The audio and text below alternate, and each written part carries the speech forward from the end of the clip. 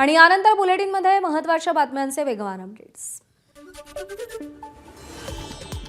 उत्तर महाराष्ट्र मराठवाड्यात उष्णतेच्या लाटेचा इशारा, काही जिल्ह्यांसाठी हवामान विभागाचा उष्णतेचा येलो अलर्ट, त्यामुळे काळजी घेण्याचं प्रशासनाचं आवाहन।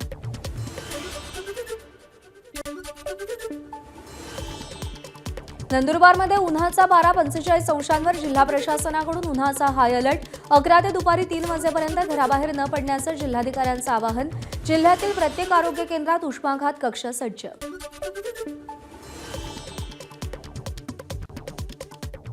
तर सगळ्यांना रिक्वेस्ट आहे की थोडा 11:30 12 ते 3 मध्ये प्लीज बाहेर जाणं अवॉइड करा।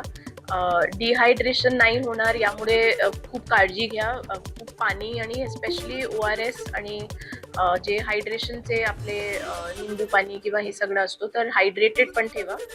नगरपालिकेमध्ये आणि ग्रामपंचायतीमध्ये आता आम्ही इन्स्ट्रक्शन्स इश्यू करत आहोत उष्माघात कक्षांसाठी। PHCs आणि RH मध्ये ऑलरेडी उष्माघात कक्ष एस्टॅब्लिश करण्यात आले आहेत आणि PHC साठी पण इन्स्ट्रक्शन्स आम्ही आता आज देत आहोत।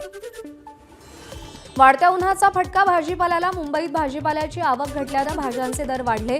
फरसबी 250 रुपये किलो तर कोथिंबीरची जुडी 50 रुपयांवर, गवार 100 रुपये तर इतर भाज्याही महागल्या।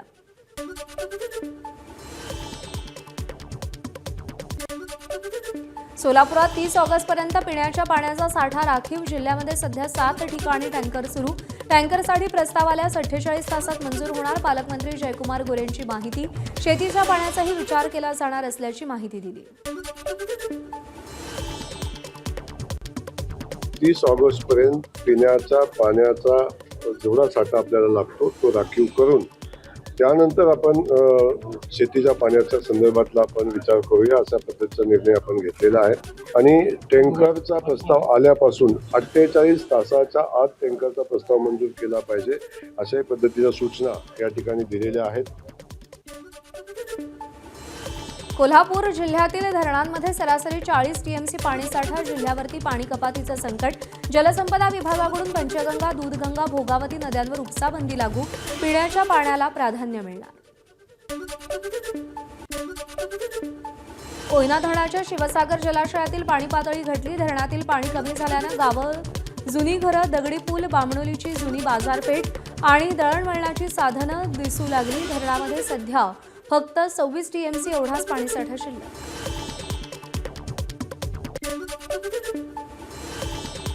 चंद्रपूरच्या नागभीड तालुक्यातील घोडाझरी कालव्यात भगदाड, लाखो लिटर पाणी वाया, संबंधित सिंचन विभागानं तात्काळ दखल घेण्याची मागणी।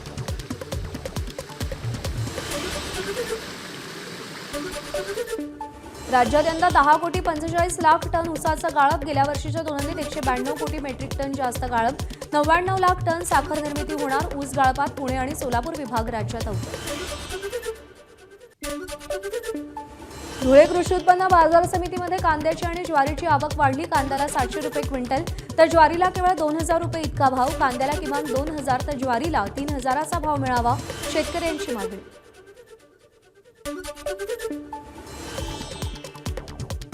आता साधारणतः माझे कमीत कमी 80-90 क्विंटल ज्वारी आहे, 2 वाहनं आणलेली आहे। पण आपल्याला जे भाव एवढा नाही आहे की आपल्याला परवडायला पाहिजे। जास्तीत जास्त 2000 ते 2200पर्यंत ज्वारीचा आणि 80 ते 90% आम्हाला खर्च येतो। तर 10%मध्ये आम्ही शेतकरी काय करू शकतो। बुलढाणा बाजारात सोयाबीनला झळाळी, शेतकऱ्यांनी सोयाबीन कमी भावात विक्री केल्यानंतर आता बाजारात तेजी। सोयाबीन 7200 रुपये क्विंटलवर पोहोचलं, दरवाढीचा खरा फायदा नेमका कोणाला, शेतकऱ्यांचा सवाल।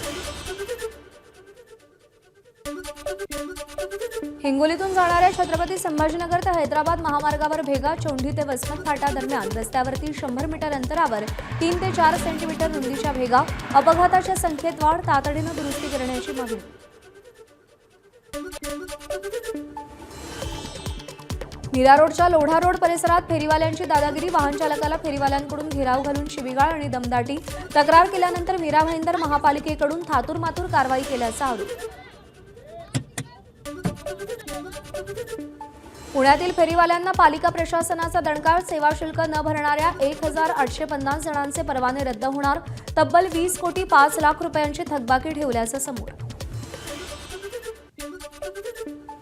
पावसाळ्याच्या तोंडावर महामुंबईतील 9 महापालिकांनी आणि म्हाडानं तब्बल 827 इमारती अति धोकादायक असल्याचं सांगितलं, तर 18,072 इमारती धोकादायक घोषित केल्यात. इमारतीबाहेर नोटीस देऊन प्रशासनानं हात वर केलेत. पावसाळ्यात दुर्घटना झाल्यास जबाबदार कोण असा सवाल. महाराष्ट्र प्रदेश काँग्रेस कमिटीचे खजिनदार आणि पुण्याचे माजी उपमहापौर अभय छाजेड यांच्या कारला अपघात. छाजेड यांची प्रकृती स्थिर. पिरंगुट इथून पुण्याच्या दिशेने येत असताना अपघात. चालकाचं नियंत्रण सुटल्यानं अपघात झाल्याची माहिती. नालासोपाऱ्यातील जिजाईनगर परिसरात तुटलेल्या गटारात महिलेचा पाय अडकला. गटारावरची लोखंडी जाळी तुटल्यानं महिलेचा पाय अडकला. महिलेचा पायाला गंभीर दुखापत. महापालिकेच्या निष्काळजीपणावर लोकांचा संताप. भंडाऱ्यातल्या हरदोलीमध्ये रानडुकरांच्या शिकार प्रकरणी 8 जणांना अटक. जाळी लावून शिकार करणाऱ्या टोळीला वनविभागाकडून अटक. शिकारीसाठीचं साहित्य जप्त केलं.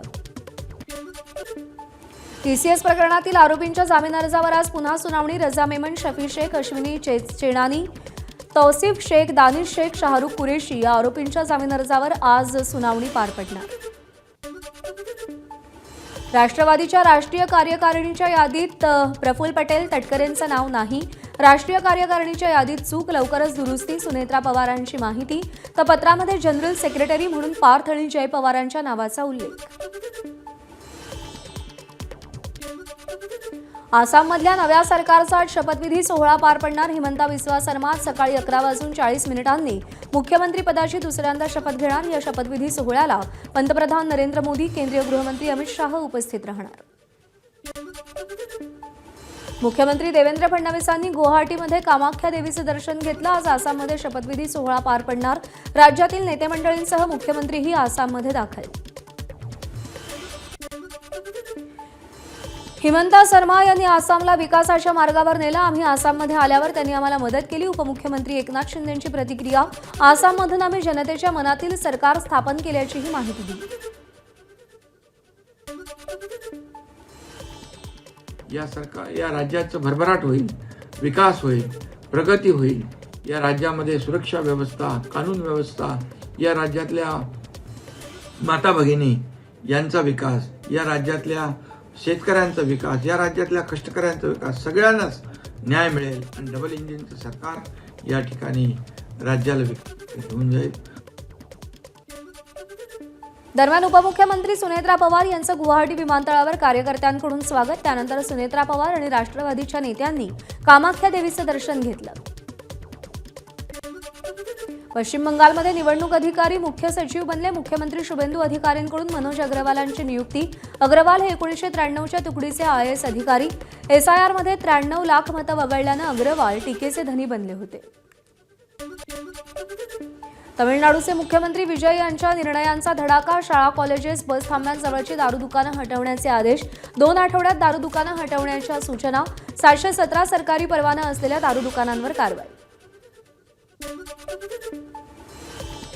केरळमध्ये मुख्यमंत्री पदाबाबत काँग्रेसचा तिढा अजूनही सुटलेला नाही. काँग्रेसच्या केरळमधील वरिष्ठ नेत्यांची आज दिल्लीमध्ये राहुल गांधींसोबत बैठक. मल्लिकार्जुन खरगेही दिल्लीत दाखल होणार. आज मुख्यमंत्री पदाच्या नावावर एकमत होण्याची शक्यता. पंतप्रधान नरेंद्र मोदी यांची पुन्हा परदेशवारी. 15 मेपासून 4 युरोपीय देशांच्या दौऱ्यावर जाणार. UAE मधून मोदी युरोपच्या दौऱ्यासाठी रवाना होणार. नेदरलँड, स्वीडन, नॉर्वे आणि इटलीचा मोदी दौरा करणार.